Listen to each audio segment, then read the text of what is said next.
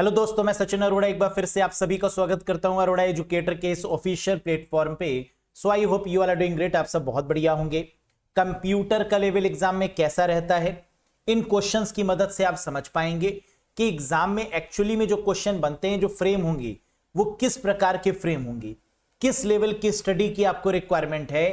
Concept wise पढ़ना होगा, topic wise पढ़ना होगा, थ्योरी वाइज पढ़ना होगा, तब जाकर आप एमसीक्यूज को बढ़िया तरीके से हैंडल आउट कर पाएंगे। लेकिन एनालिसिस के लिए, कंप्यूटर की प्रैक्टिस के लिए आपके पास वो क्वेश्चन का होना जरूरी है जो एग्जाम ओरिएंटेड है। तो आइए देखते हैं डे 5 में आउट ऑफ 40 आप एग्जाम में कितना स्कोर कर पाएंगे। जितना यहां स्कोर होगा वैसे ही स्कोर आपका एग्जाम में रहेगा, लेकिन अपने आप को ब्रशअप करते रहना है, अपने आप को तैयार करते रहना है मैक्सिमम स्कोर के लिए। Have a look guys.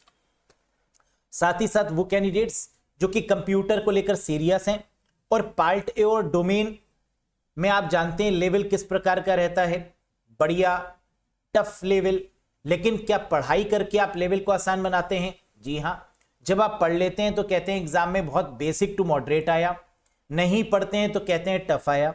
तो अब डिसीजन आपका है कि आपको इसको इजी बनाना है या टफ बनाना है। पेपर का लेवल टफ नहीं होता, बस आपकी पढ़ाई पर डिपेंड करता है कि आपने जो लेवल ऑफ स्टडी है वो किस प्रकार की हुई है। तो अगर आप टॉपिक वाइज पढ़ना चाहते हैं, कॉन्सेप्ट यानी थ्योरी, फिर उसके बाद टॉपिक वाइज एमसीक्यूज, फिर पीडीएफ और मॉक टेस्ट, तो आप जुड़ सकते हैं इस कोर्स से। वैलिडिटी होगी 12 months from the date of purchase. Computer का पार्ट ए प्लस डोमेन पूरा कवर किया जाएगा इसमें। बात करें कि कैसे ज्वाइन कर सकते हैं इस कोर्स से, अरोड़ा एजुकेटर एप्लीकेशन को इंस्टॉल कर लीजिएगा, फिर इस कोर्स से आप जुड़ जाइएगा जो कि कंप्लीट रिकॉर्डेड कोर्स है। अगर कोई डाउट है, कोई क्वेश्चन है, कोई क्वेरी है तो दिए गए नंबर पे आप व्हाट्सएप भी कर सकते हैं या कमेंट करके भी मुझे आप बता सकते हैं। तो चलिए बिना किसी देरी के एक बार शुरू करते हैं सेशन के साथ। एक बार सभी लोग मुस्कुरा दीजिए, एक बढ़िया सी स्माइल कर दीजिए। चलिए, पॉजिटिव एनर्जी बहुत जरूरी है जब भी हम पढ़ने बैठते हैं, है ना। अपने आप से एक चीज जरूर बोलिए कि सिलेक्शन होगा ही होगा। स्टे पॉजिटिव, क्योंकि जितनी पॉजिटिव वाइब्स आप कलेक्ट कर पाए उतना ही आपके फ्यूचर, आपके कैरियर के लिए वो बेनिफिशियल रहती है और आपकी बॉडी पर भी वो चीज दिखती है ना, रिफ्लेक्ट होती है। अगर यहां पर सिलेबस की बात करें तो कंप्यूटर में पार्ट ए प्लस डोमेन मिलाकर आपको इतने टॉपिक्स को कवर आउट करना होगा। ये सारे के सारे टॉपिक्स आपको कोर्स में अवेलेबल मिलेंगे, लेटेस्ट पैटर्न बेस्ड। क्लियर है? चलिए, प्रीवियस सेशन में क्वेश्चन मैंने आपसे पूछा था जिसका आंसर लगभग सभी ने सही दिया। क्या था ये question? NIC network interface card contains dash. एक नेटवर्क इंटरफेस कार्ड में क्या शामिल है? Domain address, IP address, port address, MAC address या बोथ 2 and 4? करेक्ट आंसर होगा मैक एड्रेस। एनआईसी कार्ड के ऊपर जो एड्रेस लिखा होता है उस एड्रेस को क्या बोलते हैं? मैक एड्रेस बोलते हैं, मीडिया एक्सेस कंट्रोल एड्रेस बोलते हैं। तो जब कभी यह पूछा जाए कि मैक एड्रेस कहां पर लिखा होता है तो आंसर होगा एनआईसी कार्ड पर, या एनआईसी कार्ड पर कौन सा एड्रेस लिखा होता है तो आंसर होगा मैक एड्रेस। क्लियर है? Very good. ये होता है कुछ इस प्रकार लिखा होता है, 12 डिजिट्स का होता है। तो MAC address are physically attached to a hardware device. ये किससे अटैच होता है? हार्डवेयर डिवाइस से अटैच होता है, इसीलिए मैक एड्रेस को फिजिकल या हार्डवेयर एड्रेस भी बोलते हैं। क्लियर? ये रहा आज के सेशन का पहला क्वेश्चन। बताइए, in cyber security ransomware is a type of. साइबर सुरक्षा में रैंसमवेयर क्या है? रैंसम का मतलब होता है रिश्वत और रैंसमवेयर का मतलब एक ऐसा अटैक जिसके द्वारा आपके फाइल्स और फोल्डर्स को ताला लगा दिया जाता है, इनक्रिप्ट कर दिया जाता है, ताकि आप उसको पैसे दें, उसको क्रिप्टो करेंसी दें, उसको बिटकॉइंस दें, तब वो आपके फाइल और फोल्डर को अनलॉक करेगा। ऐसे अटैक को बोलते हैं रैंसमवेयर। तो रैंसमवेयर क्या करता है? फाइल्स को ताला लगाता है, यानी इनक्रिप्ट करता है। आंसर क्या होगा? इनक्रिप्शन। कई बार कैंडिडेट डिक्रिप्शन लगा देते हैं। डिक्रिप्ट कब होगा? जब पैसे दे देंगे, लेकिन वो डिक्रिप्ट हो या ना हो, है ना, ये तो उसकी मर्जी जिसने अटैक किया है। लेकिन जो रैंसमवेयर का मेन पॉइंट है वो क्या है? फाइल्स और फोल्डर को ताला लगाना यानी लॉक करना, और इसे बोलते हैं इंक्रिप्शन। क्लियर है? Very good. Optical disc store data using which technology? Optical disc किस तकनीक का उपयोग करके डेटा को संग्रहित करती है? ऑप्टिकल डिस्क में क्या आता है? CD, DVD, this is called optical disc. और ऑप्टिकल डिस्क जब डेटा को स्टोर करती है तो वहां पर किस टेक्नोलॉजी का प्रयोग होता है? Magnetic recording, pits and lands, capacitor charging, solid state storage, या all of these? Correct answer है पिट्स एंड लैंड्स। ये पिट्स एंड लैंड्स क्या होता है? जब आप देखते हैं एनालॉग सिग्नल के केस में जो उठा हुआ भाग है दैट इज कॉल्ड लैंड, जो थोड़ा डाउन वाला पार्ट है दैट इज कॉल्ड पिट। तो ऑप्टिकल डिस्क यानी हमारी सीडी, डीवीडी, ब्लू रे डिस्क, ये सब किस कॉन्सेप्ट पर काम करती हैं? पिट्स और लैंड पर। Pit are non reflective areas, जबकि lands are the flat reflective areas. Yes, next. Nowadays of which of the following IPV is using? आजकल निम्नलिखित में से किस IPV का प्रयोग किया जा रहा है? हम जानते हैं IPV का मतलब होता है इंटरनेट प्रोटोकॉल वर्जन, और आजकल के टाइम पर हम लोग IPv4 और IPv6 एड्रेस का यूज कर रहे हैं। इंटरनेट प्रोटोकॉल वर्जन 4 और इंटरनेट प्रोटोकॉल वर्जन 6, यानी करेक्ट आंसर होगा option number 3। Yes, IPv4 32 bit का एड्रेस और IPv6 128 बिट का एड्रेस। IPv4 32 बिट और IPv6 128 बिट का एड्रेस होता है।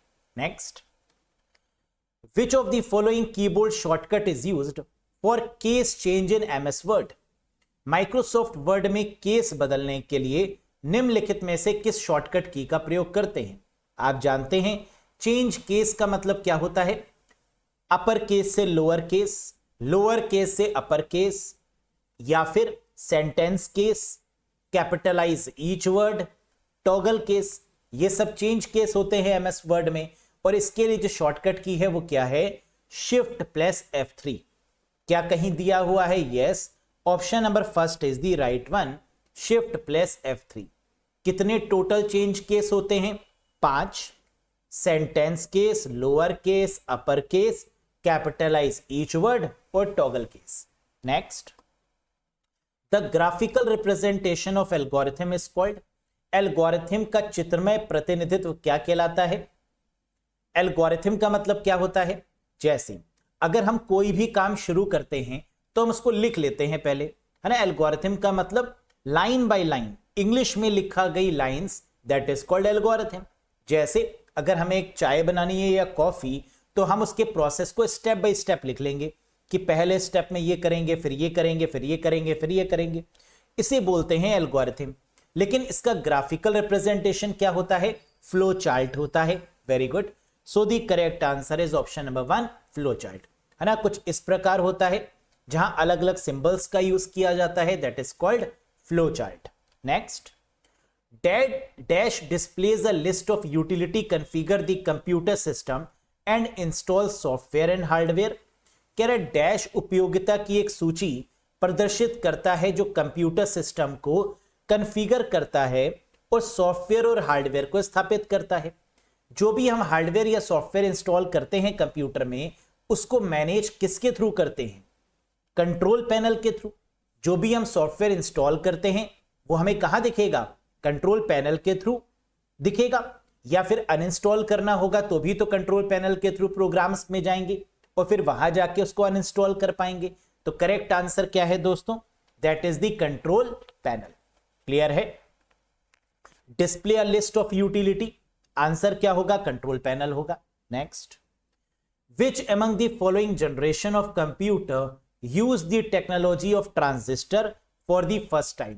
निम्नलिखित में से किस पीढ़ी के कंप्यूटर ने पहली बार ट्रांजिस्टर की तकनीक का उपयोग किया? हम जानते हैं सबसे फर्स्ट जनरेशन में क्या आया? Vacuum tube. सेकंड में क्या आया? ट्रांजिस्टर। क्या सेकंड जनरेशन है? जी हां, ये हो जाएगा करेक्ट आंसर। थर्ड में इंटीग्रेटेड सर्किट, फोर्थ में माइक्रो प्रोसेसर, फिफ्थ में आपका KBS knowledge based system, artificial intelligence, robots. These are called the fifth generation. Very good. Next. Which of the following option can be pressed to create a new email message in Gmail. Gmail में एक नया email संदेश बनाने के लिए निम्न में से किस विकल्प को दबाया जाएगा? अगर आप जीमेल में कोई नया मैसेज बनाना चाहते हैं तो आप जानते हैं कंपोज पे जाके क्लिक करना होता है। तो करेक्ट आंसर क्या होगा? कंपोज होगा, यानी option number 3 is the right one. Next, which of the following buttons are present in the quick access tool bar by default in MS Word? बहुत ही famous question. Quick access tool bar, अगर इसकी बात करें तो ये top में होता है, सबसे ऊपर होता है एमएस वर्ड में, और इसमें जो बाय डिफॉल्ट आपके बटन्स होते हैं वो 3 होते हैं। कौन कौन से? सेव, अंडू और रीडू, यानी option 4 is the right one. अब आप देख सकते हैं, बहुत ध्यान से देखिए, टाइटल बार में आपका लेफ्ट हैंड साइड पर क्विक एक्सेस टूल बार का बटन होता है। जब आप इस पर क्लिक करते हैं तो आपको बहुत सारे ऑप्शन यहां दिख जाते हैं, लेकिन जो बाय डिफॉल्ट टिक होते हैं वो कौन कौन से होते हैं? सेव, अंडू और रीडू। आप यहां पर देख भी सकते हैं, सेव, अंडू और redo. Next, IP address 129.6.8.4 is of following class of IP address. कह रहा आईपी एड्रेस 129.6.8.4 आईपी एड्रेस के निम्नलिखित का वर्ग है। कैसे पता लगाएंगे? अगर आपको यह पता होगा कि किस आईपी एड्रेस की रेंज क्या होती है, क्लासेस अगर आपको पता होंगी और उनकी रेंज पता होगी तो आप बता पाएंगे। जी हां, जरा देखिएगा, क्लास ए की रेंज 0 से 127, क्लास बी की 128 से 191, क्लास सी की 192 से 223, क्लास डी की 224 से 239 और क्लास ई की 240 से 255, यानी 240 से 255। पहली ऑक्टेट आपने देखा, पहली ऑक्टेट क्या है? 129। 129 किस रेंज में आ रहा है? क्लास बी में 128 से 191 के बीच में, 128 से 191 के बीच में। तो करेक्ट आंसर क्या हो जाएगा? Class B, that is the right answer. बल्ले बल्ले।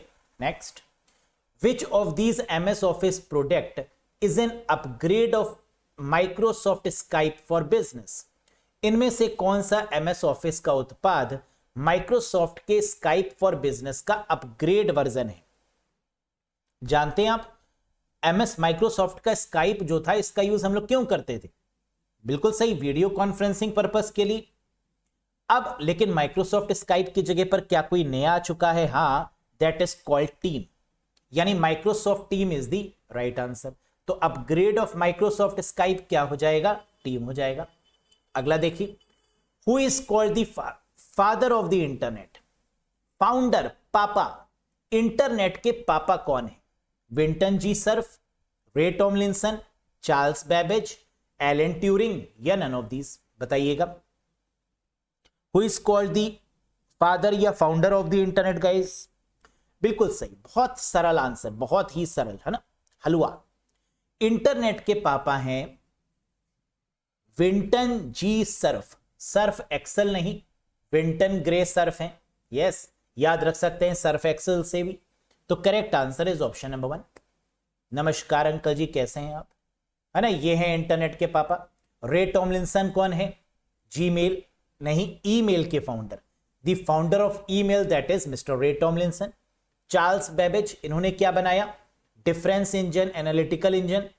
Elon Turing, Turing machine develop करी, जिसमें इन्होंने कहा कि जितना भी सॉल्यूशन है प्रॉब्लम का वो सब ट्यूरिंग मशीन से होता है, that is mister Alan Turing. Yes, next, name the virtual assistant of Samsung. Virtual assistant जिसको डिजिटल असिस्टेंट भी बोलते हैं, सैमसंग का वर्चुअल असिस्टेंट का नाम बताइए। कॉर्टाना, बिक्सबी, एलेक्सा, सिरी या नाउ? सैमसंग का होता है बिक्सबी, है ना, वेरी वेरी फेमस वन। जैसे एप्पल का सिरी है, गूगल का नाउ है, अमेजॉन का एलेक्सा, वैसे ही सैमसंग का जो आपका वर्चुअल असिस्टेंट है, जो डिजिटल असिस्टेंट है, that is called Bixby. Clear? Next, the process to shut down the computer and then start is known as. Computer को बंद करके और फिर शुरू करने की प्रक्रिया को क्या कहा जाता है? शट डाउन करके ओपन अगर करना है तो that is called cold booting. क्या कोल्ड बूटिंग गिवन है? जी हां। अगर रीस्टार्ट की बात कर रहे होते तो वार्म बूटिंग हो जाता। अगर कोई बग की वजह से ओपन और क्लोज होता तो रैंडम बूटिंग हो जाता। है ना, बताया ना आपको कई बार 3 तरीके की booting, cold booting, warm booting और रैंडम बूटिंग। शट डाउन करके ओपन करना है कोल्ड, रीस्टार्ट होगा तो वार्म, और अगर कोई एरर या बग की वजह से अपने आप बंद खुल हो रहा है तो that is called random booting. Very good. In MS Word 2021 which tab comes next to reference tab? MS Word 2021 में रेफरेंस टैब के आगे वाला टैब कौन सा है? तो अगर आपने टैब के नाम देखे होंगे तो आप जानते होंगे कि रेफरेंस के बाद में मेलिंग टैब आता है, तो आंसर क्या हो जाएगा? दैट इज मेलिंग टैब, जिसके थ्रू आप कई सारे लोगों को मेल कर सकते हैं एक साथ, जिसमें मेल मर्ज का ऑप्शन भी होता है। That is mailing feature. आप देख सकते हैं tab comes to next to references mailing. सबसे पहले फाइल, फिर home, insert, draw, design, layout, reference, mailing, review, view और हेल्प, है ना, ये आपके टैब्स हैं। मेन्यू बार में ये टैब किसके ऊपर होते हैं? इस बार को क्या बोलते हैं? Menu bar. इन टैब को क्या बोलते हैं? कमांड्स। तो मेन्यू बार के ऊपर क्या होते हैं? कमांड होते हैं। यस, क्या पूछ रहा था? रेफरेंस के बगल में आंसर क्या हो गया? Mailings. Next, it is a computer network that's only accessible an organization and its employees. यह एक कंप्यूटर नेटवर्क है जो केवल एक संगठन और उसके कर्मचारियों के लिए सुलभ है। क्या कंप्यूटर में ऐसा भी कोई नेटवर्क है जो एम्प्लॉइज के लिए है? जी हां, जब आप किसी कंपनी में काम करते हैं तो वहां का वाईफाई आप एक्सेस कर सकते हैं, वहां का नेटवर्क आप एक्सेस कर सकते हैं, और इस तरीके के नेटवर्क को बोलते हैं इंट्रानेट। क्या बोलते हैं दोस्तों? That is called within an organization, that is called intranet. Internet का मतलब जिसका इस्तेमाल कोई भी कर सकता है, world wide web, internet globally. Extranet का मतलब जो थर्ड पार्टीज के द्वारा इस्तेमाल किया जाता है फॉर स्पेसिफिक टाइम पीरियड। मान लीजिए 2 कंपनीज आपस में ज्वाइंट वेंचर करती हैं कुछ समय के लिए किसी स्पेसिफिक प्रोडक्ट या प्रोजेक्ट को डेवलप करने के लिए, तो उनके बीच का जो नेटवर्क होगा वो कैसा होगा? Extranet. Share holders, debenture holder जिस तरीके के नेटवर्क का यूज करेंगे वो क्या होगा? एक्स्ट्रानेट होगा। यानी एक्स्ट्रानेट क्या है? मान लीजिए 2 कंपनी है, एक मारुति है, एक सुजुकी है। इन दोनों कंपनीज ने कहा कि हम एक गाड़ी लॉन्च करते हैं मार्केट में, तो इनके बीच का जो नेटवर्क होगा वो क्या होगा? एक्स्ट्रानेट होगा। क्लियर है? Very good. Next, the software that is offered for free but has to be paid for additional feature. वह सॉफ्टवेयर जो मुफ्त में पेश किया जाता है लेकिन अतिरिक्त सुविधाओं के लिए भुगतान करना पड़ता है, दैट इज कॉल्ड फ्रीमियम। क्या मतलब है इसका? जैसे आप जानते हैं कि एक्स यानी ट्विटर फ्री है, लेकिन अगर आपको ट्विटर की कुछ स्पेशल चीजें चाहिए तो आपको पेमेंट करना होगा। तो कह रहा है वो फ्री हो लेकिन स्पेशल फीचर के लिए, एडिशनल फीचर्स के लिए, वैल्यू एडेड सर्विस के लिए आपको पे करना पड़े, तो दैट इज कॉल्ड फ्रीमियम। क्या कोई और भी एग्जाम्पल है? जी हां, यूट्यूब आपका फ्री है, लेकिन आप अगर चाहते हैं कि इसमें ऐड ना आए, यस, और यूट्यूब के स्पेशल फीचर्स को आप यूज कर पाए, तो आप क्या करेंगे? यूट्यूब के प्रीमियम फीचर को आप ले लेंगे, that is called freemium. Clear है?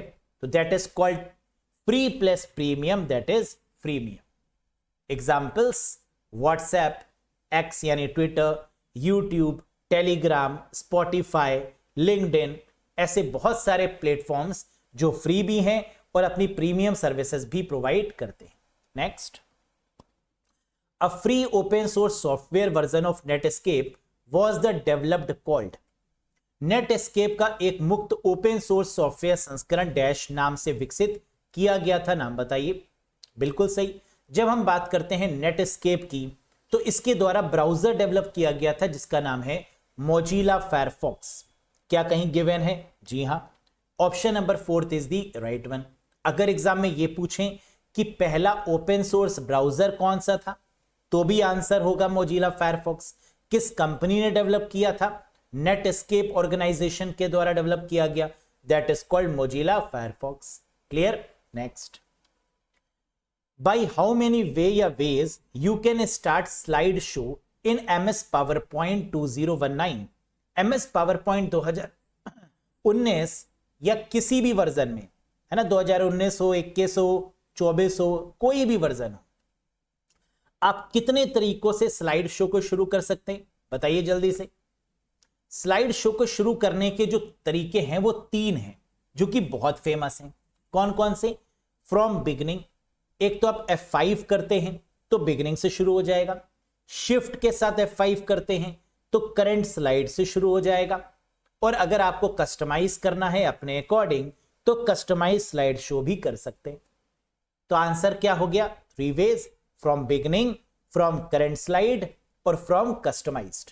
Yes, very good. नेक्स्ट कह रहे what is the value of the following MS Excel formula. इसकी वैल्यू बताइए। Equals to sum square 1, 2, 3, 4। Excel से बहुत क्वेश्चन आते हैं एग्जाम में, MS एक्सेल बहुत फेमस है। बताओ इसका मतलब आपको क्या करना है?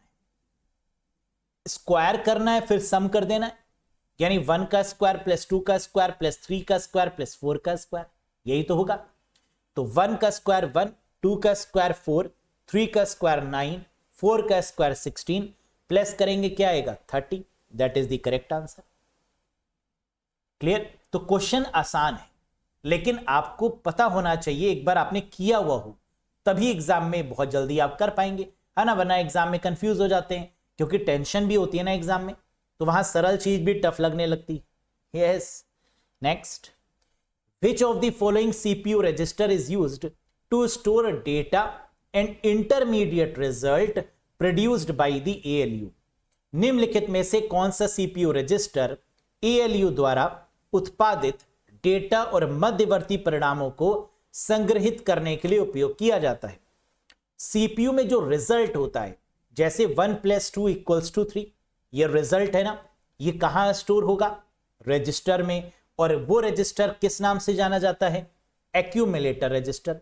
यानी the correct answer is option number 4, जहां CPU का रिजल्ट स्टोर होता है, that is called accumulator register. Clear? Next, a computer dash is a malicious code which self replicate by copying itself to another program या other program। बताइएगा। Computer dash एक दुर्भावनापूर्ण code है जो स्वयं को अन्य प्रोग्रामों में कॉपी करके स्वयं की प्रतिकृति बनाता है, इसे क्या बोलते हैं? देखो, रेप्लिकेट तो वायरस भी करता है और वॉर्म भी करता है। तो अगर रेप्लिकेट मिल जाए, अपनी कॉपीज बनाने की बात की जाए, तो आंसर वायरस भी हो सकता है, वॉर्म भी हो सकता है। लेकिन क्या यहां पर रेप्लिकेट के साथ में सेल्फ यूज हो रहा है, आत्मनिर्भर, ह्यूमन की कोई इन्वॉल्वमेंट नहीं? जी हां। तो आंसर क्या होगा? वॉर्म होगा। यानी the correct answer is option number 5, that is worm. Write once read many.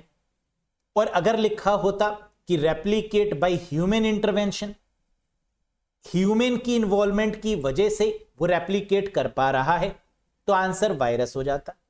Next, select the name of the generation that used CD-ROM for the first time. उस पीढ़ी का नाम चुने जिसने पहली बार compact disc read only memory का उपयोग किया। CD-ROM इस्तेमाल करने वाली जनरेशन कौन सी है? 5th generation. इसका मतलब CD-ROM सबसे पहले किस जनरेशन में प्रयोग की गई? तो आंसर है 5th जनरेशन में यूज की गई। अब CD DVD का चलन कम हो चुका है ना, क्योंकि अब OTT प्लेटफॉर्म्स आ गए हैं, है ना। आप मूवी देखनी है तो अब CD DVD कौन लाता है? कोई नहीं लाता। अब सब नेटफ्लिक्स, हॉटस्टार, है ना, अब सब OTT प्लेटफॉर्म्स में ही अवेलेबल है। लेकिन 5th जनरेशन में ही आपकी CD DVD आई और बहुत तेजी से गायब भी हो गई, है ना। अब अगर CD DVD का हम लोग यूज करते हैं तो बहुत ज्यादा ड्राइवर्स यूज करने के लिए, कंप्यूटर में कोई सॉफ्टवेयर इंस्टॉल करना है फॉर दैट पर्टिकुलर पर्पस, है ना। अब सॉफ्टवेयर भी वेबसाइट्स में अवेलेबल हैं, वहां से डाउनलोड कर लेते हैं पेमेंट करके, है ना। तो अब बहुत ज्यादा चीजें बहुत तेजी से बदल रही हैं। आर्टिफिशियल इंटेलिजेंस देखो, है ना, इतनी तेजी से आगे बढ़ गया। अभी आपने सुना और अब कितनी जल्दी ये बूम हो गया, है ना। तो आजकल जो चीजें हैं, टेक्नोलॉजी है, वो बहुत तेजी से अपग्रेड हो रही है। 5G, 5 जनरेशन आ गया, 6G पे काम शुरू हो गया। Yes. Disk is divided into several concentric circle called what. डिस्क को एक संकेंद्रिक वर्तों में विभाजित किया जाता है, जिन्हें क्या कहा जाता है? डिस्क का मतलब होता है हार्ड डिस्क। हार्ड डिस्क में बहुत सारे सर्किल होते हैं जिन्हें ट्रैक्स के नाम से जानते हैं, ट्रैक 0, ट्रैक 1, ट्रैक 2, ट्रैक 3। सबसे छोटी यूनिट हार्ड डिस्क की ट्रैक होती है। फिर इसके बाद सेक्टर आती है जिसमें इंफॉर्मेशन को स्टोर किया जाता है। तो डेटा को स्टोर करने के लिए आपके सेक्टर है, लेकिन सबसे छोटी यूनिट क्या होती है, दैट इज कॉल्ड ट्रैक। और ट्रैक और सेक्टर के कॉम्बिनेशन से क्या बनता है, the collection of track and sectors in a computer, that is called formatting. Dividing the disk into track and sector is called formatting. पढ़ाया था ना प्रीवियस सेशन में, very good. Which of the following memory type is used in smartphone and tablet? कह रहे हैं निम्नलिखित में से कौन सी मेमोरी प्रकार का उपयोग आपके स्मार्टफोन और टैबलेट में किया जाता है। हम लोग जानते हैं हमारे स्मार्टफोन और टैबलेट में क्या लगा होता है, मेमोरी कार्ड लगी होती है। और मेमोरी कार्ड, पेन ड्राइव या एसएसडी को क्या बोलते हैं, फ्लैश मेमोरी। डिजिटल कैमरा पूछें या स्मार्टफोन और टैबलेट पूछें तो आंसर क्या हो जाएगा, that is called flash memory. EEPROM का एडवांस्ड फॉर्म बताया था आपको प्रीवियस सेशन में भी। फ्लैश मेमोरी किसने बनाई, फ्यूजियो मैसियोको ने। EEPROM का एडवांस्ड फॉर्म होती है फ्लैश मेमोरी और इसमें कितनी डिवाइसेस आती हैं, 3। एक मेमोरी कार्ड, SSD और या फिर आप कह सकते हैं पेन ड्राइव। तो मेमोरी कार्ड भी हो सकता है, SSD सॉलिड स्टेट ड्राइव भी हो सकती है और पेन ड्राइव भी हो सकती है। ये 3 तरीके की डिवाइसेस ही फ्लैश मेमोरी के कॉन्सेप्ट में आती हैं। Next, most super computer uses dash operating system. अधिकांश सुपर कंप्यूटर किस प्रकार के ऑपरेटिंग सिस्टम का उपयोग करते हैं, विंडोज, डॉस, एंड्रॉइड, लाइनेक्स या iOS। बिल्कुल सही। जब भी हम बात करेंगे सुपर कंप्यूटर की, तो सुपर कंप्यूटर में जो ऑपरेटिंग सिस्टम होते हैं क्या वो हल्के फुल्के होंगे, नहीं। क्या वो बहुत शक्तिशाली होंगे, यस। क्या वो ऐसे ऑपरेटिंग सिस्टम होंगे जिसमें वायरस एंटर नहीं कर सकता, जी हां। जो GUI और CUI पर चलेंगे, यस। यानी the correct answer is Linux operating system. तो सुपर कंप्यूटर पे चलने वाले operating system is called Linux. Next, which of the following devices is used to convert hard copy into soft copy. निम्नलिखित में से कौन सा उपकरण हार्ड कॉपी को सॉफ्ट कॉपी में बदलने के लिए प्रयोग किया जा रहा है, बताइएगा। Printer, scanner, track ball, monitor या all of these. Very good. Hard copy से सॉफ्ट कॉपी में कन्वर्ट करने के लिए स्कैनर का यूज करते हैं। क्या कहीं दिया है, yes. Option 2 is the right one. इसका उल्टा अगर पूछ रहे होते सॉफ्ट कॉपी से हार्ड कॉपी में कन्वर्ट करने के लिए, तो प्रिंटर हो जाता, यानी फर्स्ट वाला हो जाता। Next, what is the shortcut to jump to the first line in Word document. Word दस्तावेज में पहली लाइन पर, पहली पंक्ति पर जाने की शॉर्टकट की क्या है। फर्स्ट लाइन पर अगर हमें जाना है तो हम कंट्रोल के साथ में होम दबाएंगे, फर्स्ट लाइन पर आ जाएंगे। तो correct answer is what, control plus home to jump to the first line in MS Word. Next, which of the following devices or software is commonly used for wireless file transfer within a small range। बहुत आसान। निम्नलिखित में से कौन सा उपकरण या software सामान्यतः छोटी सीमा के भीतर वायरलेस फाइल स्थानांतरण के लिए उपयोग किया जाता है। ब्लूटूथ का यूज करते हैं। अगर हमें स्मॉल डिस्टेंस में डेटा ट्रांसफर करना है तो what we use, basically we use the Bluetooth devices. Good. The purpose of firewall is in computer is, computer में फायरवॉल का उद्देश्य क्या है, for security, for monitoring, for authentication, for data communication या all of these. हम लोग जानते हैं फायरवॉल एक नेटवर्किंग डिवाइस है जो पैकेट्स को कंट्रोल करती है कि कोई हैकर अटैक ना करे, है ना। इसलिए हार्डवेयर और सॉफ्टवेयर के कॉम्बिनेशन से बनी होती है फायरवॉल। अनऑथराइज्ड एक्सेस से प्रोटेक्ट करती है, यानी सिक्योरिटी प्रोवाइड करती है। तो करेक्ट आंसर क्या होगा, for security purpose. Next, which symbol is used to combine concatenate cell in Excel. Excel में कोशिकाओं को संयोजित यानी कनेक्ट करने के लिए किस सिंबल यानी प्रतीक का प्रयोग करते हैं। अगर हमें एक्सेल में सिंबल्स का प्रयोग करना है, basically for which purpose, combine या कॉन्कैटिनेट यानी जोड़ने के लिए, तो हम क्या करते हैं, एम्परसैंड का यूज करते हैं, यानी एंड सिंबल का यूज करते हैं। तो correct answer is what? For the concatenate purpose, for combining the purpose we use and symbol, that is also called as ampersand, है ना, या and. Next, under which tab in MS PowerPoint table, chart, pictures are available? MS PowerPoint के किस tab के अंतर्गत table, chart या pictures उपलब्ध हैं? ड्रॉ, डिजाइन, रिव्यू, व्यू या इंसर्ट? करेक्ट आंसर है इंसर्ट। हम लोग जानते हैं एमएस पावर पॉइंट में इंसर्ट के अंदर ही hyperlink, link, table, chart, pictures, images, है ना, ये सब इंसर्ट कर सकते हैं। तो correct answer is insert tab.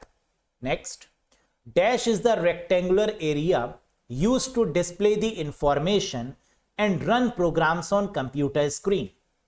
यार डैश वह आयताकार क्षेत्र है जिसका उपयोग कंप्यूटर स्क्रीन पर सूचना प्रदर्शित करने और प्रोग्राम चलाने के लिए किया जाता है। रेक्टेंगुलर एरिया को क्या बोलते हैं? जो आप देख रहे हैं जिस पर सारी इंफॉर्मेशन स्क्रीन पर रहती है, दैट इज कॉल्ड विंडो।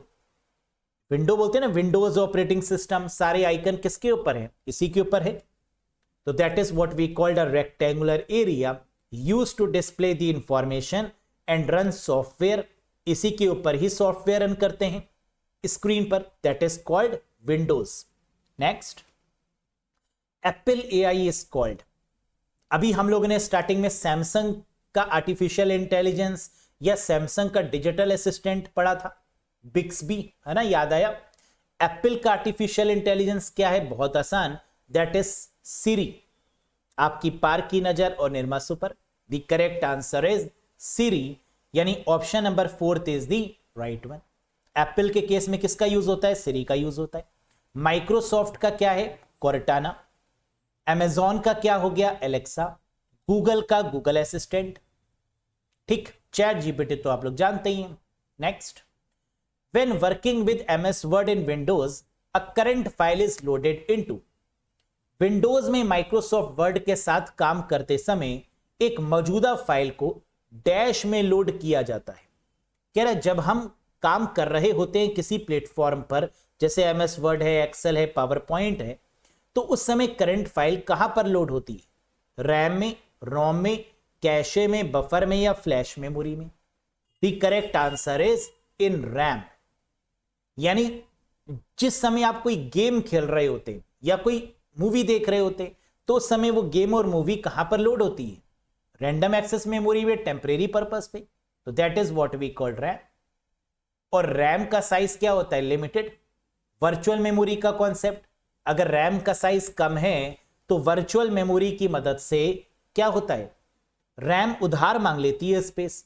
किससे? हार्ड डिस्क से।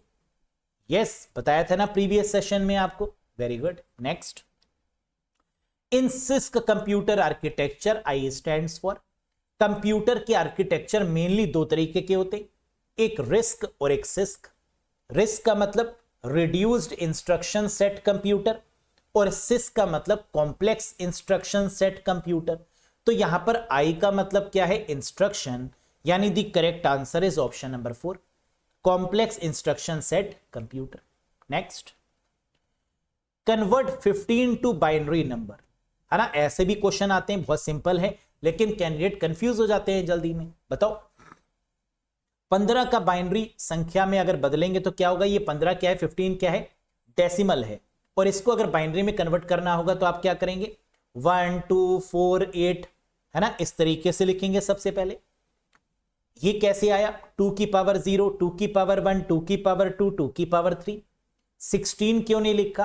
क्योंकि जो नंबर है उससे कम होना चाहिए। तो 1 2 4 8, किसको जोड़ें कि 15 आ जाए? किसको ऐड करें कि 15 आए? तो आपने कहा 8 + 2 10 + 4 + 1, सबको ऐड करना होगा। तो सबके नीचे क्या लिख देंगे? 1 1 1। तो correct answer is what? Option number 1, that is the right answer. Clear है? Very good. In which city was India's first computer installed? माफ करिएगा, भारत का पहला कंप्यूटर किस शहर में स्थापित किया गया था? इंडियाज फर्स्ट कंप्यूटर इंस्टॉल्ड, कहां इंस्टॉल किया गया पहला भारत का कंप्यूटर? कोलकाता, मुंबई, न्यू दिल्ली, बैंगलोर या फिर none of these? The correct answer is Kolkata. India's first computer was installed in the Indian Statistical Institute. किस इंस्टीट्यूट में? Indian statistical institute, that is in Calcutta, now called Kolkata. Bharat का पहला कंप्यूटर भारतीय सांख्यिकी संस्थान कोलकाता, अब कोलकाता जिसको बोला जाता है, में स्थापित किया गया. क्लियर है? याद रखिएगा, इंपॉर्टेंट क्वेश्चन है. नेक्स्ट, अब इसमें कुछ बातें और भी याद रखनी है. क्या? HEC2M कंप्यूटर, कह रहा है इस कंप्यूटर को क्या बोला जाता है? HEC हैक 2M कंप्यूटर के नाम से इसको जाना जाता है. 1955 में यह इंस्टॉल किया गया 10 लाख रुपए की लागत को लगाकर. Designed bye AD booth in England. इसको डिजाइन किसने किया था? AD booth. कहां पर डिजाइन किया था? इंग्लैंड में. लेकिन लगाया कहां गया? इंडिया में. तो in which city was India's first computer installed? India का पहला कंप्यूटर जो इंस्टॉल किया गया उसका नाम था हैक 2M कंप्यूटर. 1955 में बना, 10 लाख की लागत का. डिजाइन किसने किया? AD booth. और डिजाइन किया कहां पर? तो that is in England. Clear है? और रखा कहां गया? इंडिया में, Kolkata. Is that clear to everyone? Very good. Next, name the Microsoft search engine. Microsoft के सर्च इंजन का नाम बताइए. क्या माइक्रोसॉफ्ट का कोई बहुत फेमस सर्च इंजन है? जी हां, इंटरनेट एक्सप्लोरर है माइक्रोसॉफ्ट का, एज है, ब्राउजर है. इंटरनेट एक्सप्लोरर और Edge is the browser of the Microsoft. Yes, latest आपका एज है, पुराना जो कि अब हट चुका है इंटरनेट एक्सप्लोरर. लेकिन सर्च इंजन क्या है? बिंग. माइक्रोसॉफ्ट का search engine that is called Bing. याद रखिएगा, कई बार कैंडिडेट कंफ्यूज हो जाते हैं ब्राउजर और सर्च इंजन में. तो माइक्रोसॉफ्ट का ब्राउजर पूछें, पुराना वाला इंटरनेट एक्सप्लोरर, नया वाला एज, और सर्च इंजन पूछे तो बिंग होगा. क्लियर है? Very good. Who is known as the father of internet? ये तो शायद अभी हम लोग ने देखा ही था पीछे, है ना. इंटरनेट के जनक कौन है? तो that is mister Vinton grey Surf. That is the correct answer. लेकिन इसमें दो बातें आपको और भी याद रखनी होंगी. क्या? इंटरनेट लॉन्च कब हुआ? वर्ल्ड में यानी दुनिया में इंटरनेट को लॉन्च किया गया 1 जनवरी 1983 को, जो ये ऑफिशियल बर्थडे भी माना जाता है इंटरनेट का, 1 जनवरी 1983. लेकिन इंटरनेट इंडिया में कब आया? अगस्त 15 यानी 15 अगस्त 1995 को. तो दोनों बातें याद रखिएगा. दुनिया में सबसे पहली बार 1 जनवरी को 1983 को, और अगर इंटरनेट इन इंडिया की बात करें तो that is in 15 August 1995. Clear है? बाकी रे टॉमलिंसन आप जानते हैं, ईमेल के founder. Tim Berners Lee www, HTTP HTML के founder. Alan Turing, Turing machine वाले हो गए. और डेनिस रिच्ची, इन्होंने क्या किया था? जल्दी से बताइए. Who is known as Dennis Ritchie? The founder of C programming. C programming की खोज की थी मिस्टर डेनिस रिच्ची ने. C++ की खोज की थी बजार ने, स्ट्रॉस्ट्रप ने. यस, ये भी आपको पता होने चाहिए. फाउंडर से अक्सर कोई ना कोई क्वेश्चन आ जाता है, लेकिन आसान है ना. आपको याद होते हैं नाम तो आप कर ले जाते हैं. तो आउट ऑफ 40 आपने कितना स्कोर किया? कौन बताएगा? पड़ोसी जल्दी से बताइए, कितना स्कोर आया? क्वेश्चन नंबर 41, जिसका आंसर आपको कमेंट बॉक्स में देना है. बताइए क्या है ये question. Dash is the world's first computer virus. दुनिया का पहला वायरस कौन सा है जिसको डिजाइन किया था बॉब थॉमस ने 1971 में? मालूम है या नहीं? मालूम होगा, आई होप सो. डैश दुनिया का पहला कंप्यूटर वायरस जिसे 1971 में बॉब थॉमस द्वारा डिजाइन किया गया. आता है लेकिन घमंड नहीं करते आप लोग, है ना. टैलेंटेड तो हैं. Brain, CryptoLocker, I love you, Morris worm या क्रीपर? क्या होगा इसका आंसर? अगर पता है तो कमेंट करके बताइएगा. कैसा लगा आपको ये सेशन? पसंद आया हो तो लाइक करिएगा, चैनल पर नए हो तो सब्सक्राइब करिएगा. और साथ ही साथ अगर आप चाहते हैं कंप्यूटर को बेसिक टू एडवांस लेवल तक कवर अप करना, ताकि कॉन्सेप्ट समझ में आए, फिर उसके बाद उसके एमसीक्यूज कर ले. सीपीयू पढ़ा, उसके कॉन्सेप्ट पढ़े, फिर तुरंत एमसीक्यूज. एमएस वर्ड पढ़ा, उसके कॉन्सेप्ट पढ़े, फिर एमसीक्यूज. डेटाबेस पढ़ा, उसके कॉन्सेप्ट पढ़े, फिर उसके एमसीक्यूज. इस तरीके से अगर पढ़ना चाहते हैं तो आप ज्वाइन कर लीजिएगा इस पर्टिकुलर कोर्स से, जो कि मोर देन सफिशिएंट है आपके एग्जामिनेशन के प्रोस्पेक्टिव से, और वादा करता है ये course full out of full marks दिलवाने का कंप्यूटर के पार्ट ए और डोमेन वाले पार्ट यानी ESI एम्स के एग्जाम्स के लिए। क्लियर है? अरोड़ा एजुकेटर एप्लीकेशन को इंस्टॉल कर लीजिएगा गूगल प्ले स्टोर या iOS स्टोर की मदद से। लिंक आपको डिस्क्रिप्शन बॉक्स और कमेंट बॉक्स में भी मिल जाएगा। कोई कंफ्यूजन है, कोई डाउट है, आप कमेंट करके भी पूछ सकते हैं या व्हाट्सएप नंबर भी गिवन है, इसके थ्रू भी आप हमसे पूछ सकते हैं। बहुत जल्द मिलेंगे नेक्स्ट सेशन में कुछ नई वीडियोस, कुछ नए क्वेश्चन, कुछ नए कॉन्सेप्ट के साथ। Till then bye bye and take care. Thank you very much guys.